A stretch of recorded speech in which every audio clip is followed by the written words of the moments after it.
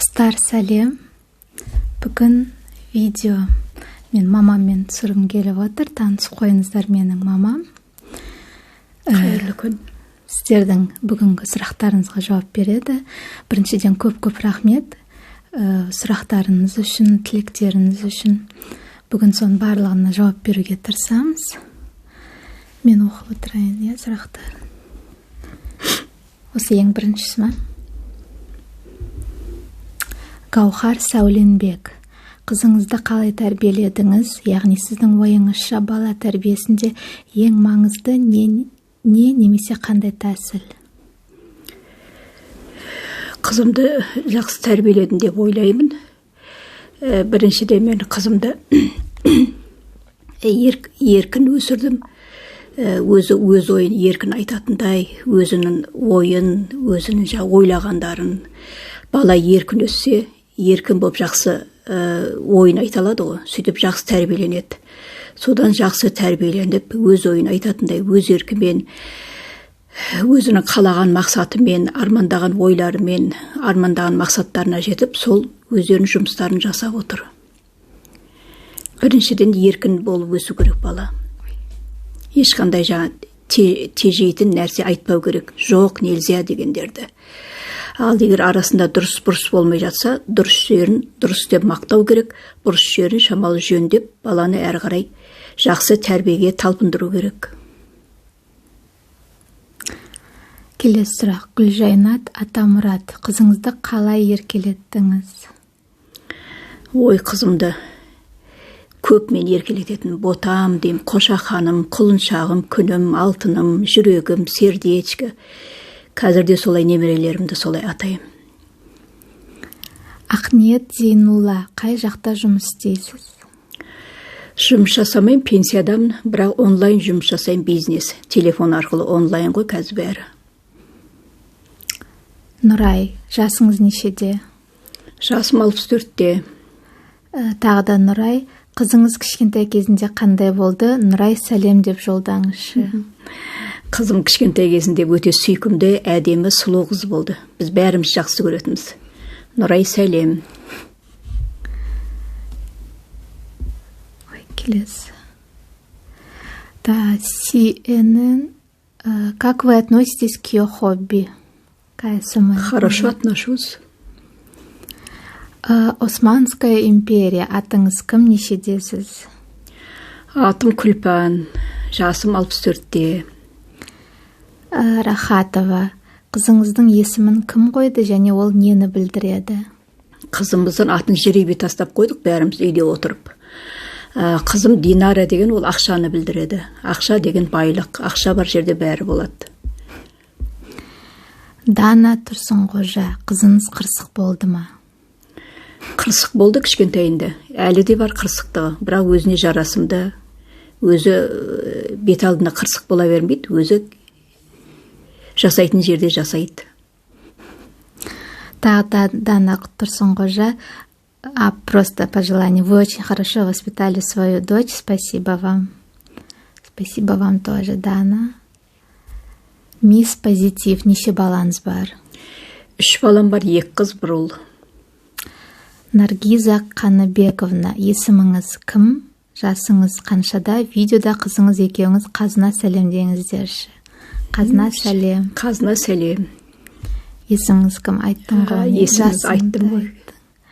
Айдана Ембергенова. Отбасыларыңыз жайлы айтсаңыздар. Неше бала, қандай қызмет жасайды?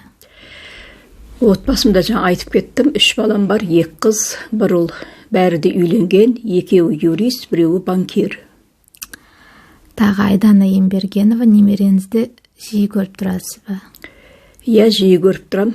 3 немерем осы Алматыда тұрады, 1 немерем Астанада тұрады, өзіммен бірге. Айдана Ембергенова. Тағы сұрақ. Өзге ұлтқа тұрмыс құрғанына қалай қарадыңыз? Жақсы, нормально қарадым. Главное, екеуі бақытты болса болды, бір-бірін сыйлап, бір-біріне кешірімді болып, бақытты өмір сүрсе болды. Ата-ана үшін содан артық еш нәрсенің керегі жоқ. Келесі Казуме Кенма. Өзіңіз асмыр көресіз ба, қызығасыз ба? Сол көре бастадым ғой, сол естігеннен кейін. қызығам, көрем постоянно қызымнан асмырларын. Мукбангтарын ба сосын? Иә, мукбанг бәрін жақсы көрем. Нұрболат Кенжетаев, баланы кішкентай жасынан үлкен өмірге араластырған дұрыс па? Дұрыс, конечно. Кішкентайынан ол баланы тәрбиелеп, үлкен өмірге дайындау керек. Содан бала уже дайын болып келеді уже. Еш нәрседен қорықпай, батыл болып. Бану Махатова, қазіргі жас аналарға балаға берер тәрбиеде қандай кеңес берер едіңіз? Тағы сұрақтар. Аналарға берерім, басында да айтқанмын, қызымды еркін өсірдім деп. Баланы еркін өсіру керек. Айтқанын тыңдау керек, үлкен адамдарша сөйлесу керек, мақтау керек баланы. Дұрыс айтса, дұрыс, молодец де, умница деп. Содан бала жақсы болып еркін өседі. Тағы сұрақ, келінге берер кеңесіңіз, мінезі өте қиын ененің көңілін қалай табуға болады деп ойлайсыз? Қиын ене болмайды, ол да өзін туған анасындай. Тек келіндер өздерін жақсы ұстап, инабатты, жақсы келін болу керек, мейірбанды болу керек. Сол кезде ене де оның тілін тауып, бір-біріне жақсы қызындай болып кетеді, туған қызындай болып. Динара ханымдай сабырлы, ақылды қызы тәрбиелеген сізге рахмет дейді. Бану, сізге де көп рахмет. Айғаным Айтбекова, қызыңыздың бойындағы қай қасиеттер сізге ұнайды? Қызымның бір бетпейлігі ұнайды. Айтқан бетінен қайтпай, өз орындайым деген нәрсені орындайды. Адамгершілігі мол, сыйластығы мол, сосын қонақ жай. Осы мінездері жақсы ұнайды менің қызыма. Қызымнан. Алмаш Дабысова, анаңызға сұрақ. Асмір түсіруіне қарсы болдыңыз ба басында естігенде? Жоқ, қарсы болған жоқ. Қуандым қайта. Үйде отырып табыс тауып отырғанына, жұмыс жасап отырғанына баламен отырып. Дилназ Мейрам, Динара әпкенің қандай қасиеттері болды? Бұның жақсы да жаман да қасиеттері көп қой. Жаңа басында айтып кеткендей, қасиеттері оның өте көп. Адамгершілігі, адамның сыйлауы, адамдарды, қонақжайлығы. Одан кейін айттым ғой, өзінің мінезін, тік мінезі, өзін орындайым деген нәрсені орындайтын. Ақниет Заитова, атым Ақниет, сәлем жолдаңызшы дейді. Ақниет, сәлем. Сәлем, Ахмет. Ақниет. Ақниет, тағы сұрақ, сіздің анаңыздың жасы қаншада? Ауын жауап берді. Айттым, жасым 64-те. Әсел, күйеу балаңызға көңілін тола ма кәріс деп шеттеткен кезіңіз болды ма? Жоқ, мен наоборот күйеу балам жақсы көрем. Күйеу балам өте сыйлайды мені, мама деп. Главное, екеуі бақытты болып бір-бірін сыйлап жатса, одан артық не керек ата-анаға? Одан артық бақыттың керегі жоқ. Аружан Серікбекова, қызыңыз Асмір түсіремін дегенде реакцияңыз қандай болды? Ешқандай реакция болған жоқ, ол өзі түсірді. Мен кейіннен барып білдім, сосын көре бастадым оның Асмірлері маған ұнады. Ұлжанка KZ, сәлеметсіз бе? Динара тәтен ұнайтын және ұнамайтын тұстары бар ма? Егер бар болса айта кетіңізші. Еді ұнамайтын жерлері қырсығып қалады андасында. Сол қырсықтықтар ұнамайды, ол любой адамда болады қырсықтық. Ұнайтын жерлері жаңа айттым, көп мінездерін жақсы. Семейка ужасов. Вопрос: сколько вам лет, когда вы узнали об АСМР? Если не секрет, сколько у вас дочерей, сыновей? Мне 64 года. Я давно знаю, что она занимается АСМР. У меня 2 дочери и 1 сын. Келеса Диди. Какой совет ваша мама может дать молодому поколению? Может, қазақша есть? Бір-бірінде жастар бір-бірінде кешірімді болып, бір-бірінде тек махаббатта болсын. Тек махаббат сыйлайын, бақытты болыңыздар. Айша Қабижан, сәлеметсіз бе? Сұрақ: Динара апай мектепті қалай оқыған? Жалпы үлгерімі нешемен бітіргені жайлы қысқаша айтсаңыз күтем. Динара мектепте жақсы оқыды. 1-ші класстан бастап отличница болды. Содан кейін 6-ші класста уже біз басқа қалаға ауыстық. 8-ші класста көшіп. Білмеймін, 8-де ма басқа қалаға ауыстық, Астанаға. Содан кейін шамал 4-тер пайда болды. Бірақ жақсы бітірді мектепті. Келесі No Name. Бұн сұрақтары бір-біреуден оқиын да, бірінші. Какими ласковыми словами вы называете свою дочь и внучку? Ой, ласковый словалар көп қой. Ботақаным, қошақаным, жүрегім, алтыным, жаным. Ондай сондай аттарын бәрін айтамыз ғой. Мен бірінші орын алатын ондай ласковый сөздерден. Второй вопрос. Вам нравится АСМР? Да, нравится. Сказала. Третий. Во сколько лет вы родили Динару? Я родила Динару 32 года. Четвертый. Как считаете, похожа ли на вас Динара внешне и так далее? Нет, она не похожа на меня. Она на папу похожа.